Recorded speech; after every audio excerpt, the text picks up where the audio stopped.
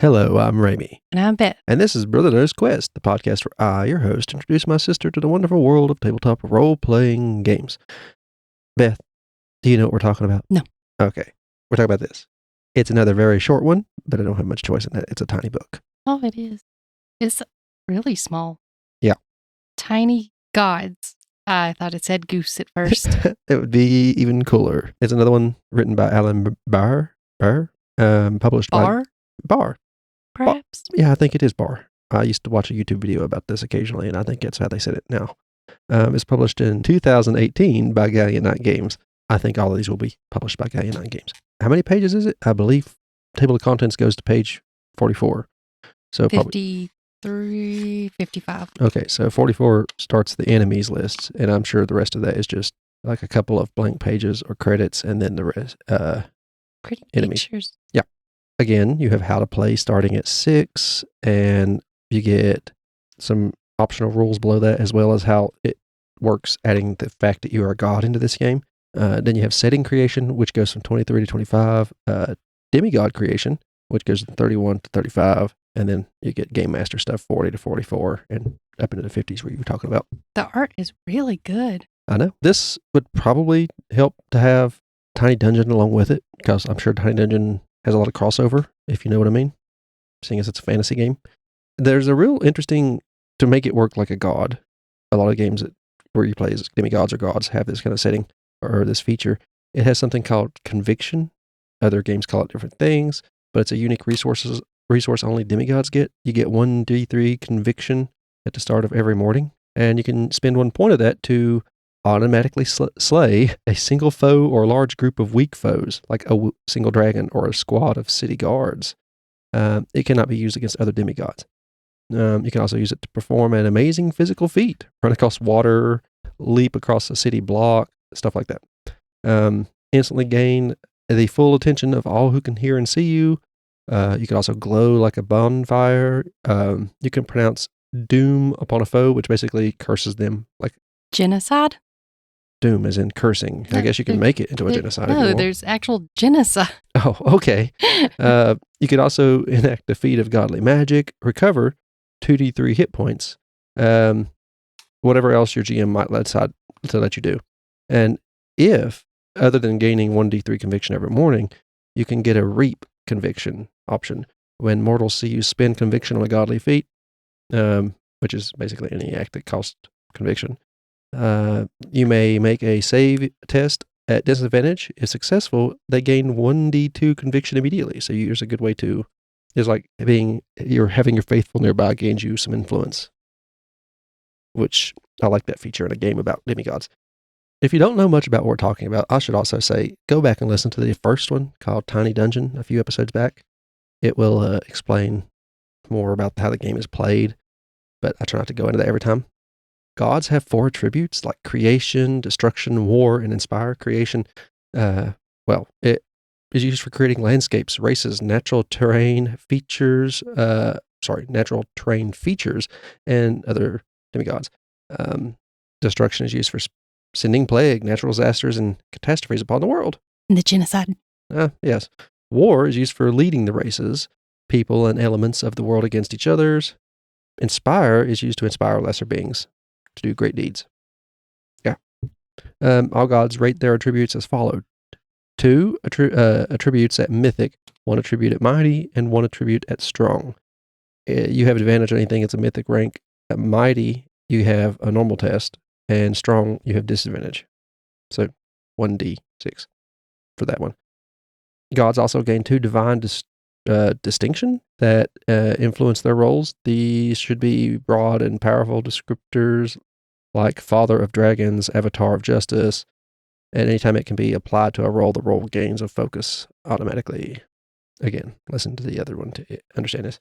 When you create a setting in this game, I ain't going to go into much in the setting. Like I said, it's going to be a short episode because this is a game of creation before you start playing the actual game. You have the first epoch.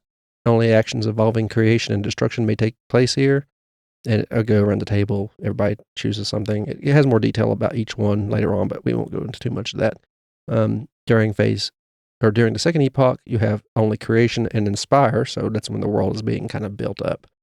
by the races that you are just being born and just creating in this time. And during the third epoch, only creation, war, and inspire actions can be taken. And during the fourth epoch, only war, inspire, and destruction can be taken. And during the fifth epoch, war and destruction actions may be taken. So it's kind of like the changing of the eras or the end of the world, since you are gods, I guess. And of course, it goes into more detail about each phase as that chapter goes on. You kind of get the idea. You are creating the world as you move along. And destruction, for instance, you can destroy a race, destroy a civilization, destroy an organization, destroy a subrace, destroy terrain or features. In the war, when you can probe, you may attack kind of one civilization or organization. You can attack them directly. Campaign, genocide. Yeah, you're right. There's genocide. Destroy a demigod, destroy a god, inspire organizations and stuff like that. For creating your demigod in general, you need to select divinity from a divinity list and then select 3 unique traits from the trait list, which are very similar to the ones we have. So I don't think I'll have them as well. You just, like I said, go and listen to the first Tiny Dungeon thing and a lot of those traits, just imagine them on a grander scale. Select a weapon group to be proficient with, select a binding, select a belief, and determine your conviction. And the divinity list goes down as in creation. You start with 10 hit points, and you will have the trait creative. You can recover a conviction when a mortal near them succeeds an act of great creation themselves. Farming, art, stuff like that. A war tend to be violent and tactical if you choose that as your divinity. You have 12 hit points, and you recover a conviction when an act of tactical brilliance, violence, or strategic cunning occurs near you. And destruction. Well, they're enamored with the ending of things, as the book says. Death, decay, and sadness. I kind of like that one just because you can have it under the death domain. You have 11 hit points and destruction as well. As your trait, when something of significance ends near you of permanence, which means it's gone for good, obviously, you recover a point of conviction. Inspiration is a cool one. I see it as more a support divinity, if you want to choose that one. They live to see others succeed. Literally support. You have 10 hit points. When someone or something occurs that requires significant inspiration, you recover a point of conviction. Now, is there anything in that book that you particularly like when you see it? Genocide. Oh, good Lord. No, I don't like genocide. It's just one I don't recall ever seeing before. Well, yeah. I don't think a lot of the godly tabletop role-playing games cover that, but it is part of what gods do. So yeah, true. They usually just kind of cover that with the destruction one, I believe, or death domain. I've got a lot of books where you play as gods. We got this one. We got Godbound, God's Forsaken, or God Forsaken, and I know God Forsaken is another one. Gods of the Fall. That's what I was thinking of. This one right here, if you want to hop into something simple and fun, kind of jump in it. I will also say that if you want more rules in your tiny dungeon, and, well, Tiny Gods also, there's a game, an add-on called Advanced Tiny Dungeon, which adds more long-term campaign options, a little bit more crunch, adds normal armor class stuff to it. It's kind of useful if you want to go into things like that.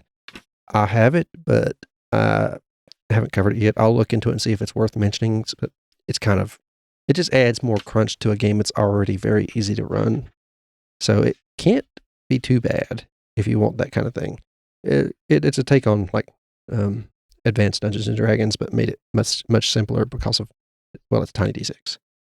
This one's really tiny, yeah. But the art is better than the past few that I can recall anyway. What is the enemies? Are they? I didn't even look at them because I know you like. It's pretty much the same basic ones of the past couple we've talked about, like giant spider, zombies, unicorn. Unicorn. That's a. They have the giant tulip as well. Again. Spiderling. Little spiders. What is that going to do against a god? It's the size of a house cat. They hatch from large clutches of eggs.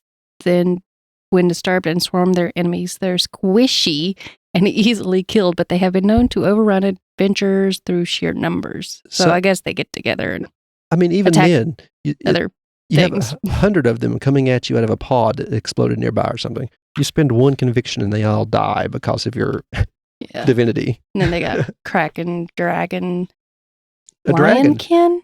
What? Powerful lion-headed humanoids. Lionkin are a noble and regal. Yeah, regal species known for their nomadic lifestyle on the plains and steppes of the world.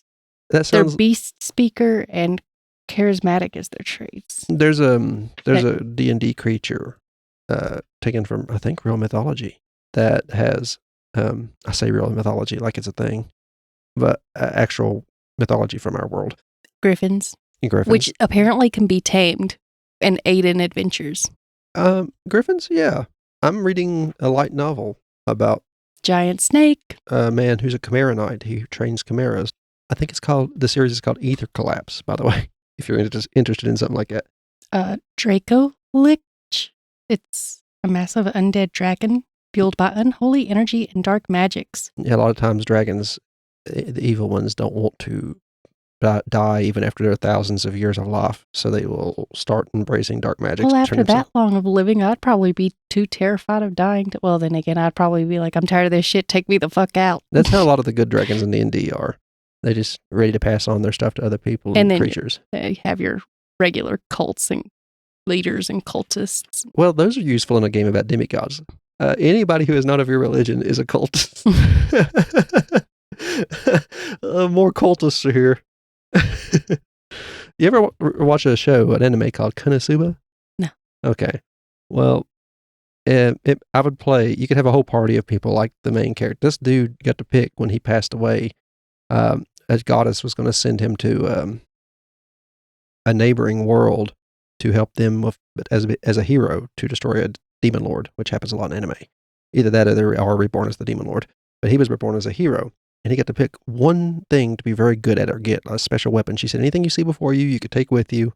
And she just made fun of him all the time because he died thinking a tractor was running him over. Ha ha. But it was going so slow it wouldn't even hit him. And her name was Aqua, the goddess Aqua. And that's pretty. Yeah. And she was just a goddess of water? Yeah. And she was just having a great time. She's a greater deity in this world of goddesses that she come from. So she was helping one of her subordinates out by sending a hero to her world. And in the end, he ended up picking her as the thing he took with him. Oh. And she's like, no, you can't do this. And her subordinate said, oh, I'll look after your duties for you, Lady Aqua, and send her back. And so when she gets there, most of that world she's on, is people who worship her underling because it's her underling's world. But there is a small cult to Aqua on the planet, and she has taught them to spread rumors that her underling pads her bra and all some things. Oh. You should look it up, Konosuba. I have a tabletop role-playing game about it. I might actually cover that one day. Yeah. It's a fun little anime, and it makes me think I'd like to play in that world as a bunch of deities, kind of like this book here. Or you could just play a god of destruction, death and decay and sadness. The real edgelord. That's another good fun thing to do. Aqua's real nice though. She is a goddess of water. She has a little spell she spent a lot of points on called Nature's Beauty, and it's completely useless, but all it does is make water sparkle out of fans she holds in her hand and then have rainbows and everything. So she gets real drunk at parties and says, Nature's Beauty! She's pretty much useless. All her stats are maxed, except for her, I think, intelligence stat, because she's a goddess. Yeah. And I don't know. I'll send you a link to it and see if you like it. I think it's hilarious. But no, I have nothing to say about this book other than the fact it's fun. If you want to try a tiny dungeon, I'd recommend getting tiny gods as well, especially if you want to level up using the optional rules, level up your tiny dungeon character to the fact that they become demigods. That can happen. You can seem a lot like a demigod when you're playing fantasy role-playing games and you get high level. You come across as godlike. Like in D&D, you can cast the wish spell and just wish for things and the reality to change. Well, that must be nice. But this game starts off with you basically building reality.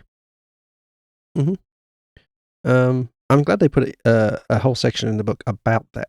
A lot of them just kind of start off with a pre-built world or pre-built setting. This is a book about building your own setting and your own world and throwing yourselves as the creators into it.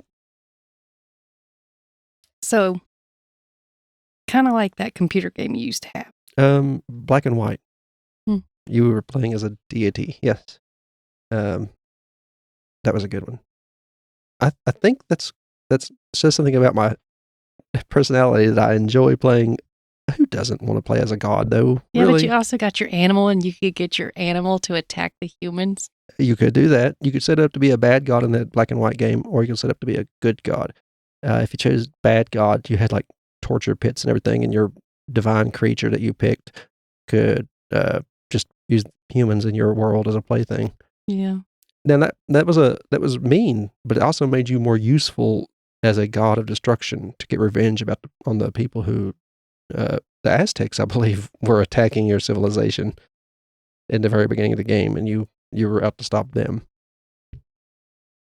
Nothing against the Aztec people. I don't know why the game chose them to be the invaders of the Greek islands. That's what it pretty much seemed like. You were a Greek god, and somehow the Aztecs invaded. I don't know. Okay, well, sorry, I should say now. I apologize for missing a week. My sister's wisdom teeth were giving her trouble. She said, I don't know if it's true. She could have just been playing hooky. And my wisdom tooth, I actually don't think it's a wisdom tooth. I think I have an infection. Oh, yeah, that'll kill you. That used to kill a lot of people. No, there's like this big, it's either that or a tumor. And it's like growing over my other back tooth, but I touched it and poked it and moved it around and was able to lift the piece of skin. That's a wisdom tooth coming in, Beth. But it's not hard. No, it will be under it. It's the tooth pushing the skin up and over. Oh, well, yeah, it hurt like hell. Yeah, it's just basically a tooth breaking skin, and it will start to move your. And then I looked it up, and it said that I was supposed to be younger to have wisdom teeth come in, and I had some come in before, and it was also extremely painful. Okay. But yeah, you could have just had one layer come in and forgot that there's another one's coming in soon. The bottoms or something, they don't always come in at the same time. Well, that's just stupid. Mm-hmm. Well, it's okay. It's not hard to get them removed. Just they break your jawbone and then rip them out. But yeah, sorry for missing a week. Her Horrific History and Hauntings podcast went up as normal because we record 2 at a time.